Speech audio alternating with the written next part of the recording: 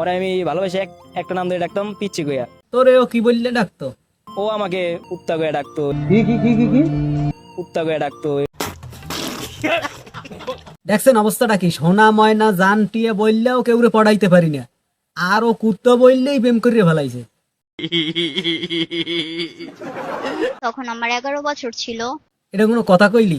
11 বছর বয়সে তো আমার মুসলমানই করায় নাই। 2 মাস রিলেশন করার পরে তখন ও আমাকে নিয়ে যায়, পালিয়ে নিয়ে যায়।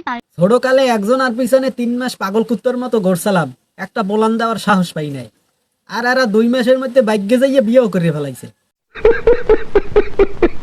এই বিয়েটা হয়েছে একটা লটারির মাধ্যমে। কি কইছো আবার কদি? এই বিয়েটা হয়েছে একটা লটারির মাধ্যমে। ওরে মোর ভাড়া কপাল, জীবনে এত লটারি ধরছি একটা ফুটো পয়সাও পাই নাই, আরও লটারি ধরে বউ হইয়ে গেছে। তুমি সব কি বলছো? টুকু বাচ্চার সাথে সবাই চিট করছে। পূজালির কথাটা শুনছেন? শিল্পের আর গসালা শেষ, এখন কাউটা একটা সিটিং বিয়ে আছে না। বুঝো না এই ব্যাপারটা? না বুঝি নাই, এখন একটু পাইকে যাও পিসির আর টিকটক দেখেন। Oh my god.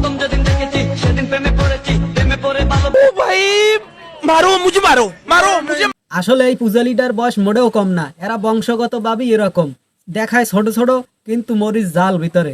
ডাক্তাররা ভাই কি বলছে একটু দেখেন। না, কখনোই কোনো মেয়ে 12 বছরের সন্তান প্রসব করার মতন মানে শারীরিকভাবে উনি প্রস্তুত থাকে না, হয় না। ঠিক আছে, ও ম্যাচুর ছিল তখন, যদি ওর ফিগার বা ওদের বংশগতভাবে সবাই ওরা একটু বামন টাইপের, সবাই ছোট ছোট।